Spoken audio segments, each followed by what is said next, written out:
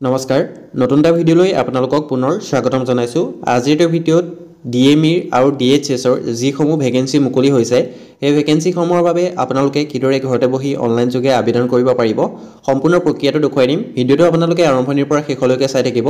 ভিডিঅ'টো চাই যদি অলপ উপকৃত হয় চেনেলটো সাবস্ক্ৰাইব কৰিবলৈ নাপাহৰিব যদি আপোনালোকৰ কিবা সুধিবলগীয়া আছে ডেসক্ৰিপচনত হোৱাটছআপ গ্ৰুপৰ লিংক দিয়া হৈছে তাত জয়েন হৈ আপোনালোকে মোক মেছেজ কৰিব পাৰে আগৰ ভিডিঅ'টোত মই দেখুৱাই দিছিলোঁ অলৰেডি আপোনালোকে কিদৰে আবেদন কৰিব পাৰিব তাৰ পাছতো বহুতে কমেন্ট কৰি সুধি আছিল যে নন টেকনিক্যাল আৰু গেট 4 আবেদন প্ৰক্ৰিয়া হৈছে নেকি বা ডিএমই ডিএইচএছৰ বেলেগ কৰিব লাগিব নেকি নে একেলগে কৰিলে হ'ব তে মই প্ৰথমতে কৈ লৈছো ডিএমই আৰু ডিএইচএছৰ আপোনালোকৰ আবেদন প্ৰক্ৰিয়া একেলগে হৈছে ইয়াত আপোনালোকে প্ৰথমতে ৱেবছাইটটো খুলিলে ওপৰত দেখিবলৈ পাব directorate of medical education directorate of health and science আপোনালোকৰ দুইটা বিভাগৰে আবেদন প্ৰক্ৰিয়া একেলগে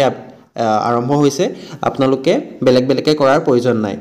যেটো এপ্লাই ৱেবছাইট আছে তাৰ তললে স্ক্ৰল কৰিলে আপোনালোকে এডভাৰটাইজমেন্ট গিটা দেখিবলৈ পাব এডভাৰটাইজমেন্ট গিটা প্ৰথমতে আপোনালোকে চাই লওক কোৱালিফিকেশন কিমান লাগে কি ডিপ্লোমা লাগে প্ৰয়োজন হ'ব হে গুটেখিনি এডভাৰটাইজমেন্টটো দি থোৱা হৈছে তাৰ পাছতো বহুতে কমেন্ট কৰি সুধি আছিল যে মই হাই সেকেন্ডাৰী পাস মই গ্ৰেজুৱেচন কমপ্লিট কৰিলো মই আবেদন কৰিব পাৰিম নে নোৱাৰিম যেহেতু বৰ্তমান টেকনিক্যাল পোষ্ট সমূহে মুকলি হৈছে টেকনিক্যাল পোষ্ট সমূহত আপোনালোকৰ কিছুমান ডিপ্লোমা বিচৰা হৈছে যেনে আইটিআই ডিপ্লোমা বিচৰা হৈছে বা আপোনালোকৰ যিসমূহ এক্সট্ৰা আপোনালোকৰ মেডিকেল ৰিলেটেড ডিপ্লোমা আছে সেইসমূহ বিচৰা হৈছে সেইখিনি আপোনালোকে এডভাৰটাইজমেন্টত পাই যাব কাৰণ প্ৰত্যেকটো পোষ্টৰ বাবে বেলেগ কোৱালিফিকেশন বিচৰা হৈছে আৰু আপোনালোকৰ এএনএম ষ্টাফ নাৰ্ছৰ বাবে প্ৰথমতে সায়েন্সৰ অপচনটো আহিছিলে এতিয়া আৰ্টছ বা কমাৰ্চ বেকগ্ৰাউণ্ডৰ হলেও হাই সেকেন্ডাৰী কমাৰ্চ বা আৰ্টছ বেকগ্ৰাউণ্ডৰ হলেও আপোনালোকে আবেদন কৰিব পাৰিব ঠিক আছে আপোনালোকে ডেসক্ৰিপচনত দিয়া লিংকটোত গৈ এডভাৰটাইজমেন্টটো ডাউনলোড কৰক যেটো প্ৰথমতে এটা এডভাৰটাইজমেন্ট আহিছিলে তাত আপোনালোকৰ কেৱল হাই সেকেন্ডাৰী পাস বা 10 পাসৰ খিনিৰ কাৰণেও এটা কিছুমান পদ আপোনালোকক দেখুৱাইছিলে এটা এডভাৰটাইজমেন্টত কিন্তু বৰ্তমান যেটো এডভাৰটাইজমেন্ট আছে এইটো এডভাৰটাইজমেন্টৰ মতেহে আপোনালোকে আবেদন কৰিব পাৰিব ঠিক আছে ইয়াত আপোনালোকৰ যেটো পোষ্ট নেম আছে পোষ্ট নেমটো প্ৰথমতে দি থোৱা হৈছে তাৰ পাছত মিনিমাম যেটো কোৱালিফিকেশন আপোনাৰ লাগিব সেই পদটোৰ বাবে আবেদন কৰিবলৈ হেতু আপোনালোকক ডিটেইলছত দি ৰখা হৈছে আপোনালোকৰ হাই সেকেন্ডাৰী পাস কৰাৰ পাছত ডিপ্লোমা লাগিব কিহত ডিপ্লোমা লাগিব কি কথা গুটেখিনি দি থোৱা হৈছে ঠিক আছে আৰু যিসকলে আইটিআই পাস কৰি থৈছে আইটিআই পাস কৰি থোৱা সকলৰ বাবেও দুটামান ভেকেন্সি আছে যেনেকৈ আপোনালোকৰ ফিটাৰ হক ইলেক্ট্ৰিচিয়ান হক এইসমূহ পদ আপোনালোকে নিশ্চয় দেখিবলৈ পাব ইয়াত আপোনালোকৰ দেখিছে ইলেক্ট্ৰিচিয়ান বা ফিটাৰৰ কাৰণে আপোনালোকক আইটিআই বিচৰা হৈছে ইয়াত আপোনালোকৰ এইখিনি সম্পূৰ্ণ ডিটেইলছত দি থোৱা হৈছে সেইবাবে আপোনালোকক মই বাৰম্বাৰ কৈ আছো যে আপোনালোকে প্ৰথমতে এডভাৰটাইজমেন্টটো ডাউনলোড কৰক ডেসক্ৰিপচনতে আছে তাৰ পৰা চাই পেলাই আপোনালোকে যোনটো পোষ্টৰ বাবে এলিজিবল হয় সেই পোষ্টৰ বাবে আবেদন কৰিব পাৰিব আৰু এটা কথা এইখিনিতে কৈ দিও বহুতে কমেন্ট কৰি সুধি আছিল যে নন টেকনিক্যাল আৰু গ্ৰেড 4 আবেদন প্ৰক্ৰিয়া হৈছে নেকি বৰ্তমান কোনো ধৰণৰ নন টেকনিক্যাল পোষ্টৰ বাবে আবেদন হোৱা নাই কেৱল গ্ৰেড 3 টেকনিক্যাল পোষ্টৰ বাবেহে আবেদন হৈ আছে আৰু এটা কথা এইখিনিতে কৈ দিছো আপোনালোকে যদি ডিএমই বা ডিএইচএছৰ পদসমূহত আগতে আবেদন কৰি ৰাখিছিলে তেনেহলে পুনৰ আবেদন কৰাৰ প্ৰয়োজন নাই ইয়াত আপোনালোকৰ দি থোৱা হৈছে who had already applied for this class 3 আপোনালোকৰ যেটো আহিছিলে 1/2/2023 অৰ্থাৎ ফেব্ৰুৱাৰী মাহত 2023 বৰ্ষৰ ফেব্ৰুৱাৰী মাহত যেটো ডিএমইৰ ভেকেন্সি মুকলি হৈছিলে 2008 টা সেই পদসমূহত যদি আবেদন কৰি ৰাখিছে তেনে ক্ষেত্ৰত পুনৰ আপোনালোকে আবেদন কৰিব নালাগে আৰু আপোনালোকৰ 17/8/2024 টো মুকলি হৈছিলে যেটো তিনচুকীয়া মেডিকেল কলেজৰ হক বা তেনেকৈ অলপ ভেকেন্সি মুকলি হৈছিলে সেই সময়ত যদি আবেদন কৰি ৰাখিছে তেনে ক্ষেত্ৰত পুনৰ আপোনালোকে আবেদন কৰিব নালাগে যদি আপোনালোকে আজিলৈকে আবেদন কৰা নাই তেনে ক্ষেত্ৰত আপোনালোকে এই পদসমূহৰ বাবে আবেদন কৰিব লাগিব ইয়াত আপোনালোকৰ লাষ্ট ডেটটো দিয়া হৈছে 18/12/2024 অৰ্থাৎ ডিসেম্বৰ 18 তাৰিখৰ আগত আপোনালোকে আবেদনটো কৰিব লাগিব সম্পূৰ্ণ প্ৰচেছটো দেখুৱাই দিম কিদৰে ফটো আৰু সিগনেচাৰ আপলোড কৰি ফাইনাল সাবমিট কৰিব লাগিব স্টেপ বাই স্টেপ আপোনালোকে চাই থাকক যেটো আপোনালোকৰ আইডিয়া ৰিলেটেড কিছুমান ভেকেন্সি আছে মই ফিটাৰটো কৰি দেখুৱাই দিম সেইদৰে আপোনালোকে যোনটো পোষ্টৰ বাবে এলিজিবল হয় সেই পোষ্টৰ বাবে আবেদন কৰিব পাৰিব আৰু বহুতে সুধি আছে যে মই আগতে এপ্লাই কৰিছিলো কিন্তু মোৰ একনলেজমেন্ট ৰিসিপ্টটো হেৰাই গৈছে এতিয়া মই কেনেকৈ ডাউনলোড কৰিম তেনে ক্ষেত্ৰত আপোনালোকে যেটো ডেসক্ৰিপচনত লিংক আছে তাত যাওক আপোনালোকে লগইন অপচনটোত ক্লিক কৰিব লগইন অপচনটোত ক্লিক কৰাৰ লগে লগে আপোনালোকৰ এপ্লিকেশন নাম্বাৰ মোবাইল নাম্বাৰ আৰু পাসওয়াৰ্ড দি আপোনালোকৰ লগইন কৰিবলৈ আহিব যদি আপোনালোকৰ এপ্লিকেশন নাম্বাৰ পাসওয়াৰ্ড মনত নাই তেনে ক্ষেত্ৰত আপোনালোকে ফৰগট পাসওয়াৰ্ড অপচনটো পাব ফৰগট পাসওয়াৰ্ড অপচনটোত ক্লিক কৰিব ফৰগট পাসওয়াৰ্ড অপচনটোত ক্লিক কৰি দিয়াৰ লগে লগে আপোনালোকৰ যেটো মোবাইল নাম্বাৰ অৰ্থাৎ তেতিয়া আবেদন কৰোতে যেটো মোবাইল নাম্বাৰ আপোনালোকে দিছিলে সেই মোবাইল নাম্বাৰটো ইয়াত ফিল আপ কৰিব তাৰ পাছত যেটো ডেট অফ বাৰ্থ আছে ডেট অফ বাৰ্থটো ফিল আপ কৰি ফৰগট অপচনটোত ক্লিক কৰি দিলে আপোনাৰ যেটো এপ্লিকেশন নাম্বাৰ আৰু পাসওয়াৰ্ড আছে সেইটো আপোনালোকৰ মোবাইলৰ মেছেজত গুচি যাব তেতিয়া আপোনালোকে লগইন কৰি এবাৰ চেক কৰি ল'ব পাৰিব মই লগইন কৰি দেখুৱাই দিছো যেহেতু মই আগতে আবেদন কৰিছিলো সেইবাবে মই এবাৰ লগইন কৰি দেখুৱাই দিছো ইয়াত মই এপ্লিকেশন নাম্বাৰটো ফিল আপ কৰিম তাৰ পাছত যেটো মোৰ পাসওয়াৰ্ড আহিছে মেছেজত সেই পাসওয়াৰ্ডটো মই ফিল আপ কৰি পেলাই লগইন কৰি দেখুৱাই দিম যদি পাহৰি গৈছে তেনেহলে ফৰগট কৰি ল'ব ঠিক আছে ইয়াত আপোনালোকে এপ্লিকেশ্যন নাম্বাৰ পাছৱৰ্ডটো ফিল আপ কৰাৰ পাছত লগইন অপশ্যনটো ক্লিক কৰি দিব লগইন অপশ্যনটো ক্লিক কৰি দিয়াৰ লগে লগে ইয়াত আপোনালোকৰ দেখিছে প্ৰফাইলটো এইদৰে শ্ব' কৰিব ইয়াত আপোনালোকৰ নাম application number date of birth গোটেইখিনি ডিটেইলছ শ্ব' কৰিব ছাইডত আপোনালোকে তিনিটা অপশ্যন দেখিবলৈ পাব হোম এপ্লিকেশ্যন প্ৰিণ্ট অপশ্যনটোত যেতিয়া আপুনি ক্লিক কৰিব তেতিয়া আপোনালোকৰ এপ্লিকেশ্যন ফৰ্মখন আপোনালোকৰ খোল খাই যাব দেখিছে মোৰ খোল খাই গৈছে এইদৰে আপোনালোকে PDF আকাৰে আপোনালোকে যিখন এপ্লিকেশ্যন ফৰ্ম আছে সেইখন আপোনালোকে প্ৰিণ্ট কৰি ৰাখিব পাৰে বা PDF আকাৰে আপোনালোকে নিজৰ মোবাইলতে সেভ কৰি ৰাখিব পাৰে প্ৰথমতে মই সেভ কৰি ৰাখিছোঁ তাৰ পাছত ইয়াত আপোনালোকে দেখিবলৈ পাইছে মই গোটেইখিনি অলৰেডি আগৰবাৰ ফিল আপ কৰিছিলোঁ তেতিয়া মই গেট 3 নন টেকনিক্যাল পোষ্টসমূহৰ বাবে আবেদন কৰিছিলোঁ যদি এতিয়া আপোনালোকে পুনৰ টেকনিক্যাল পোষ্টসমূহৰ বাবে আবেদন কৰিব বিচাৰে তেনেহলে পুনৰ কৰিব পাৰে তাৰ পাছত ইয়াত দেখিছে মই গোটেইখিনি পোষ্ট ইয়াত মোৰ শ্ব' কৰিছে তেতিয়া নন টেকনিক্যালত যিমানখিনি আহিছিলে যিখিনিত মই এলিজিবল হওঁ সেই গোটেইখিনি মই সিলেক্ট কৰিছিলোঁ এইদৰে আপোনালোকে আগৰবাৰ কৰিছিলে না নাই কৰা সেইটো আপোনালোকে চেক কৰি ল'ব পাৰিব ঠিক আছে তাৰ পাছত এতিয়া আপোনালোকে আবেদন কৰিবৰ বাবে যেটো ডেসক্ৰিপচনত লিংক দি থোৱা হৈছে প্ৰথমতে হেডত ক্লিক কৰিব নিউ ৰেজিষ্ট্ৰেচন অপচনটোত ক্লিক কৰিব বা ওপৰত যেটো তিনটা অপচন আছে ৰেজিষ্টাৰ অপচনটোত আপোনালোকে ক্লিক কৰি দিব ঠিক আছে প্ৰথমতে ৰেজিষ্ট্ৰেচন কৰিব লাগিব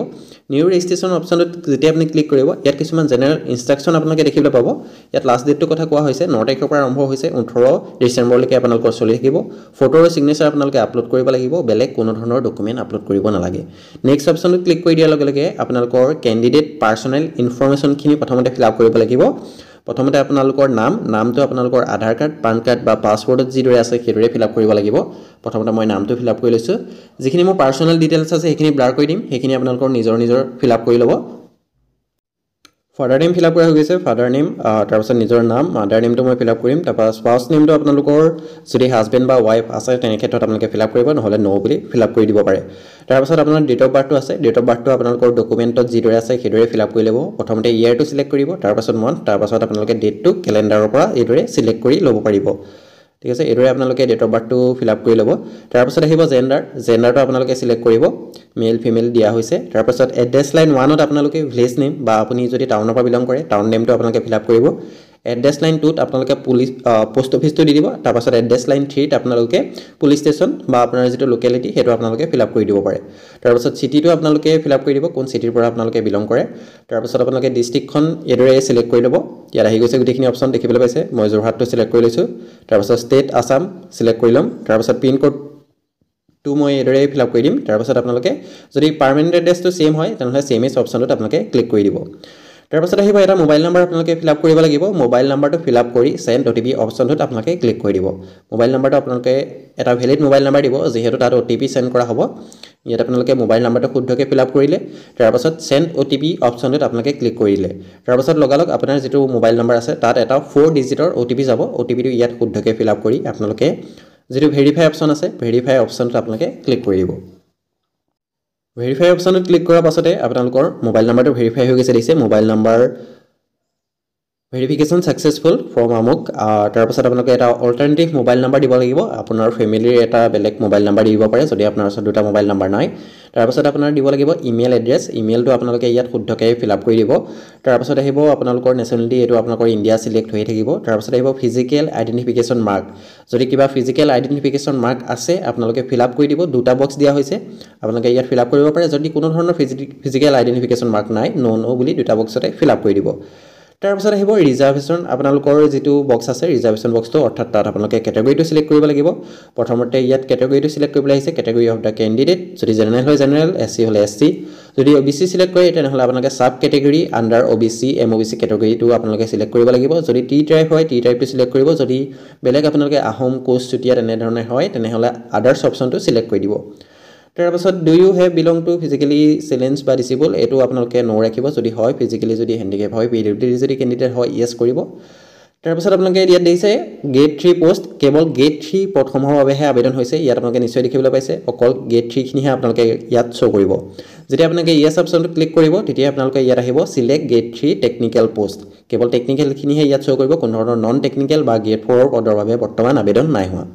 ইয়াত আপোনালোকে গোটেই পদসমূহ এবাৰ ভালদৰে চাই ল'ব পাৰিব তাৰ পাছত আপোনালোকে যোনটো পদৰ বাবে আপুনি এলিজিবল হয় সেই পদটোৱে আপোনালোকে ইয়াত সিলেক্ট কৰিব পাৰিব যদি আপোনালোকে দুই তিনটা পদৰ বাবে আপোনালোকে এলিজিবল হয় যদি কোৱালিফিকেশন আপোনাৰ মিলিছে তেনে ক্ষেত্ৰত আপোনালোকে গোটেইকিটা একেলগে সিলেক্ট কৰি ল'ব এটা সিলেক্ট কৰি বাকিটা পাছত কৰিম তেনেকুৱা নকৰিব আপোনালোকে যদি এলিজিবল হয় তেনেহলে যিমানকিটা পোষ্টত এলিজিবল হয় গোটেইখিনি একেলগে সিলেক্ট কৰি দিব যেহেতু মই কেৱল ফিটাৰটো কৰিম সেইবাবে মই কেৱল ফিটাৰটো সিলেক্ট কৰি লৈছো তাৰ পাছত আহিব এমপ্লয়মেণ্ট এক্সচেঞ্জ ৰেজিষ্ট্ৰেশ্যন নং, যিটো আপোনালোকৰ এক্সচেঞ্জ কাৰ্ডত আপোনালোকৰ এটা ৰেজিষ্ট্ৰেশ্যন নং থাকে, সেইটো আপোনালোকে ফিল আপ কৰিব লাগিব। যদি এক্সচেঞ্জ কাৰ্ডখন আপডেট কৰা নাই, কোৱালিফিকেশ্যন যদি আপডেট কৰা নাই, তেনে ক্ষেত্ৰত আপোনালোকে প্ৰথমতে এক্সচেঞ্জ কাৰ্ডখন আপডেট কৰি ল'ব। যদি আপোনাৰ এক্সচেঞ্জ কাৰ্ড নাই, তেনে ক্ষেত্ৰত আপোনালোকে নতুনকৈ সেৱা সেতু পৰ্টেলত বনাই ল'ব পাৰিব। তাৰ ওপৰত মই ভিডিঅ' বনাই দি ৰাখিছোঁ, ডেছক্ৰিপশ্যনত মই লিংক এটা দি দিম, আপোনালোকে সেই ভিডিঅ'টো চাই এক্সচেঞ্জ কাৰ্ডখন আপডেট বা নিউ এপ্লাই কৰি ল'ব পাৰিব। তাৰপিছত আহিব আপোনালোকৰ কোৱালিফিকেশ্যন ডিটেইলছখিনি ফিল আপ কৰিবলৈ প্ৰথমতে ক্লাছ 10ৰ ডিটেইলছখিনি ফিল আপ কৰিব লাগিব। ক্লাছ 10ত আপুনি কিমান নম্বৰ পালে, কিমানৰ ভিতৰত, তাৰপিছত পাৰ্চেণ্টেজ কিমান আছিলে, ইয়েৰ অফ পাছিং, তাৰপৰা স্কুল বা বৰ্ড নেমটো আপোনালোকে এইখিনি ফিল আপ কৰিব লাগিব। মই প্ৰথমতে ফিল আপ কৰি লৈছোঁ ক্লাছ 10ৰটো। ক্লাছ 10ত আপোনালোকে 600ৰ ভিতৰত কিমান পাইছে সেইটো ফিল আপ কৰিব লাগিব, যদি সেৱা বৰ্ডৰ পৰা হয়। যদি CBSE বৰ্ডৰ পৰা হয় টোটেল মাৰ্ক অফ 10 মাৰ্ক, সেইটো আপোনালোকে ফিল আপ কৰি ল'ব। তাৰপিছত পাৰ্চেণ্টেজটো আপোনালোকে উলিয়াই ল'ব, পাৰ্চেণ্টেজটো উলিয়াই পেলাই ইয়াত আপোনালোকে ফিল আপ কৰি দিব। তাৰপিছত তাৰপাছত আহিব year of passing. Year of পাছিংটো আপোনালোকে মাৰ্কশ্বিটখনত পাই যাব। মাৰ্কশ্বিটখনত যিটো ডেট আছে সেই ডেটটো আপোনালোকে ইয়াত ফিল আপ কৰি দিব। তাৰপিছত name of school / board / college / university দিয়া হৈছে। ইয়াত আপোনালোকে স্কুলখনৰ নামটো দিব পাৰে, বা যদি সেৱা বা CBSE বৰ্ডৰ পৰা পাছ কৰিছে তেনেহ'লে বৰ্ড নেমটো আপোনালোকে ফিল আপ কৰি দিব পাৰে। হাই ছেকেণ্ডেৰী আপোনালোকে কোনটো ষ্ট্ৰীমৰ পৰা পাছ কৰিছে এইটো চিলেক্ট কৰিব। আৰ্টছ, কমাৰ্চ, ছায়েন্স গোটেইকেইটা অপশ্যন আছে। মই আৰ্টছটো চিলেক্ট কৰি লৈছোঁ। তাৰপাছত হাই ছেকেণ্ডেৰী মই ডাটাখিনি ফিল আপ কৰি ল'ম, টোটেল মাৰ্ক কিমান, মাৰ্ক অফ 10 কিমান আছিলে। পাৰ্চেণ্টেজটো আপোনালোকে শুদ্ধকৈ উলিয়াই ল'ব, ভুল নকৰিব। এবাৰ ফাইনেল ছাবমিট কৰি দিয়াৰ পাছত কোনো ধৰণৰ কাৰেকশ্যনৰ অপশ্যন নাথাকে, ঠিক আছে। এবাৰ ফাইনেল ছাবমিট হোৱাৰ পাছত কোনো ধৰণৰ কাৰেকশ্যনৰ অপশ্যন নাথাকে। তাৰপাছত ইয়াত আপোনালোকে যিটো ইয়েৰ অফ পাছিং আছে সেইটো ফিল আপ কৰি দিব। তাৰপাছত আপোনালোকৰ বৰ্ডটো ফিল আপ কৰিব। তাৰপাছত আহিব আপোনালোকৰ ইয়াত যিটো ITI ডিটেইলছ আছে, ITI ডিটেইলছখিনি ফিল আপ কৰিব লাগিব। যিহেতু মই ফিটাৰ পোষ্টটোৰ বাবে আবেদন কৰিছোঁ, তেনে ক্ষেত্ৰত মই এইটো চিলেক্ট কৰি লৈছোঁ, ITI / NCVT in fitter trade. তাৰপাছত ইয়াত আপোনালোকৰ যিটো টোটেল মাৰ্ক আছে, মাৰ্ক অফ 10 আছে, এইটো ফিল আপ কৰিব, টোটেল মাৰ্ক, পাৰ্চেণ্টেজ, তাৰপাছত ইয়েৰ অফ পাছিং, তাৰপৰা বৰ্ডটো আপোনালোকে দি দিব পাৰে, NCVT বা SCVT দি দিব পাৰে, বা আপোনালোকে কোনখন ITI কলেজৰ পৰা আপুনি পাছ কৰিছে সেই ITI কলেজখনৰ নামটো ইয়াত কলেজৰ নেমৰ ঠাইত আপোনালোকে ফিল আপ কৰি দিব পাৰে, ঠিক আছে। তাৰপাছত আহিব ডকুমেণ্টত কেৱল আপোনালোকে ফটো আৰু ছিগনেচাৰহে আপলোড কৰিব লাগিব, বেলেগ কোনো ধৰণৰ ডকুমেণ্ট আপোনালোকে আপলোড কৰিব নালাগে। ফটো আৰু ছিগনেচাৰৰ চাইজসমূহ ইয়াত দিয়া হৈছে, আপোনালোকে নিশ্চয় দেখিবলৈ পাইছে ইনষ্ট্ৰাকশ্যন ফৰ ফটোগ্ৰাফ। তাত আপোনালোকৰ যিখিনি চাইজ দিয়া হৈছে, কেবিটো দিয়া হৈছে 50 KB ভিতৰত হ'ব লাগিব আপোনালোকৰ যিখন ফটো, পাছপোৰ্ট আকাৰৰ ফটোখন। বেকগ্ৰাউণ্ডটো আপোনালোকে প্লেইন বেকগ্ৰাউণ্ড ৰাখিব, ব্লু বা হোৱাইট ৰাখিব। তাৰপাছত আপোনালোকৰ ছিগনেচাৰটো 30 KB ভিতৰত হ'ব লাগিব। যদি ফটো আৰু ছিগনেচাৰ এডিট কৰোঁতে যদি আপোনালোকে অসুবিধা পাইছে তেনেহ'লে হোৱাটছআপ গ্ৰুপত জইন হৈ আপোনালোকে মোক পাৰ্চনেলি মেছেজ কৰিব পাৰে। ইয়াত মই ফটো আৰু ছিগনেচাৰটো আপলোড কৰি লৈছোঁ। ইয়াত ফটো আৰু ছিগনেচাৰটো আপলোড কৰি দিয়াৰ পাছত আপোনালোকে এটা পাছৱৰ্ড ছেট কৰিব লাগিব, ঠিক আছে। লগইন কৰিবৰ সময়ত এই পাছৱৰ্ডটোৱে আপোনালোকৰ প্ৰয়োজন হ'ব, বা যেতিয়া আপোনালোকৰ এডমিট আহিবৰ সময়ত ডাউনলোড কৰিবলৈ এই পাছৱৰ্ডটোৱে প্ৰয়োজন হ'ব। সেইবাবে আপোনালোকে মনত ৰখাকৈ এটা পাছৱৰ্ড দি দিব। তাৰপাছত ডিক্লেৰেশ্যন যিখিনি আছে, ইম্পৰ্টেণ্ট নোট যিখিনি আছে, সেইখিনি আপোনালোকে টিক মাৰ্ক দি ফাইনেল ছাবমিট অপশ্যনটোত ক্লিক কৰি অ'কে অপশ্যনটোত ক্লিক কৰি দিব। তাৰপাছত দেখিছে মোৰ ডিষ্ট্ৰিক্ট আৰু ষ্টেটটো আনচিলেক্ট হৈ গ'ল, সেইটো আপোনালোকৰ বাৰে বাৰে আনচিলেক্ট হৈ যায়, এইটো আপোনালোকে এবাৰ চাই ল'ব। পুনৰ আপোনালোকে ফাইনেল ছাবমিট কৰাৰ আগত পুনৰ এবাৰ এনেকৈ চিলেক্ট কৰি ল'ব, যোৰহাট আছাম এইটো চিলেক্ট কৰি ল'ব। তাৰপাছত আপোনালোকৰ এইখিনি এনেকৈ পুনৰ য়েছ ন কৰি দিব, ঠিক আছে। তাৰপাছত ফাইনেল ছাবমিট অপশ্যনটোত ক্লিক কৰিব, অ'কে কৰি দিব। অ'কে কৰি দিয়াৰ লগে লগে দেখিছে মোৰ ফাইনেল ছাবমিট হৈ গৈছে। ইয়াত মোৰ আহি গৈছে ৰেজিষ্ট্ৰেশ্যন একনলেজমেণ্ট ৰিচিপ্ট মোৰ জেনেৰেট হৈ গৈছে। এইটো আপোনালোকে স্ক্ৰীনশ্বট এটা মাৰি ৰাখি ল'ব পাৰে। তাৰপৰা ইউজাৰ নেম, এপ্লিকেশ্যন নাম্বাৰত মোৰ এপ্লিকেশ্যন নাম্বাৰ আহি গৈছে। তাৰপাছত আপোনালোকৰ নাম, ফাদাৰ নেম গোটেইখিনি মোৰ ইয়াত আহি গৈছে, ঠিক আছে। এইদৰে আপোনালোকে অতি সহজতে DME DHSৰ প্ৰথমৰ বাবে আবেদন কৰিব পাৰিব। তাৰপিছত লগইন কৰি মই দেখুৱাই দিম, লগইন কৰি আপোনালোকে এপ্লিকেশ্যন ফৰ্মখন কিদৰে প্ৰিণ্ট দিব পাৰিব। লগইন অপশ্যনত ক্লিক কৰিব। লগইন অপশ্যনত যেতিয়া আপুনি ক্লিক কৰি দিব, তেতিয়া আপোনালোকৰ যিটো এপ্লিকেশ্যন নাম্বাৰ জেনেৰেট হৈছে সেইটো ফিল আপ কৰিব, বা আপোনাৰ মোবাইল নাম্বাৰটো ফিল আপ কৰিলেও হ'ব। যদি আপোনালোকে স্ক্ৰীনশ্বট মাৰিবলৈ পাহৰি গ'ল, তেনে ক্ষেত্ৰত আপোনালোকে মোবাইল নাম্বাৰটো আৰু পাছৱৰ্ডটো ফিল আপ কৰি লগইন অপশ্যনটোত ক্লিক কৰি দিব। লগইন অপশ্যনটোত ক্লিক কৰি দিয়াৰ লগে লগে দেখিছে গোটেই প্ৰফাইলটো মোৰ এইদৰে শ্ব' কৰিব। ইয়াত আপোনালোকৰ গোটেইখিনি ডিটেইলছ শ্ব' কৰিছে। তাৰপাছত এপ্লিকেশ্যন প্ৰিণ্ট অপশ্যনটোত গৈ আপোনালোকে নিজৰ এপ্লিকেশ্যনখন প্ৰিণ্ট দি ৰাখি ল'ব পাৰিব। এপ্লিকেশ্যন প্ৰিণ্ট অপশ্যনটোত মই ক্লিক কৰিছোঁ। তাৰপিছত মই এপ্লিকেশ্যনখন প্ৰিণ্ট দি ৰাখি ল'ম, বা PDF আকাৰে আপোনালোকে মোবাইলতে ৰাখি ল'ব পাৰিব। যদি আপোনালোকে মোবাইলত কৰি আছে, ক্ৰোম ব্ৰাউজাৰত ডেস্কটপ মোডটো অন কৰি ল'ব, তেতিয়া কৰিবলৈ অলপ সহজ হ'ব। এইদৰে আপোনালোকে মোবাইল বা লেপটপত কৰিব পাৰিব। সম্পূৰ্ণ প্ৰচেছটো আপোনালোকে মোবাইলতো কৰিব পাৰিব, ছেইম প্ৰচেছত আপোনালোকে ক্ৰোম ব্ৰাউজাৰত আপোনালোকে কৰিব পাৰিব। যদি কিবা অসুবিধা পায় তেন্তে কমেণ্ট কৰিব, বা হোৱাটছআপ গ্ৰুপৰ লিংক ডেছক্ৰিপশ্যনত দি থোৱা আছে, তাত আপোনালোকে জইন হৈ ল'ব পাৰে। এনেকুৱা ধৰণৰ চাকৰি ৰিলেটেড সকলো আপডেট আপোনালোকক গ্ৰুপটোত দি থকা হয়। আপোনালোকে যদি গ্ৰুপটোত জইন হ'ব বিচাৰে, লিংকটো ডেছক্ৰিপশ্যনত আছে, তাতো আপোনালোকে জইন হৈ ল'ব পাৰে। যদি কাৰোবাৰ কৰি দিবলগীয়া থাকে তেনেহ'লে ন্যূনতম এটা ফিজ লৈ কৰি দিয়া হ'ব আপোনালোকক। যদি আপোনালোকৰ ইলিজিবল হয়, কোৱালিফিকেশ্যন যদি আপোনালোকৰ মিলি আছে, তেনেহ'লে আপোনালোকে মোৰ লগত যোগাযোগ কৰিব পাৰে। ধন্যবাদ। আজিৰ ভিডিঅ'টো ইমান আছিল। ভিডিঅ'টো চাই যদি অলপ উপকৃত হৈছে, চেনেলটো ছাবস্ক্ৰাইব কৰিবলৈ নাপাহৰিব।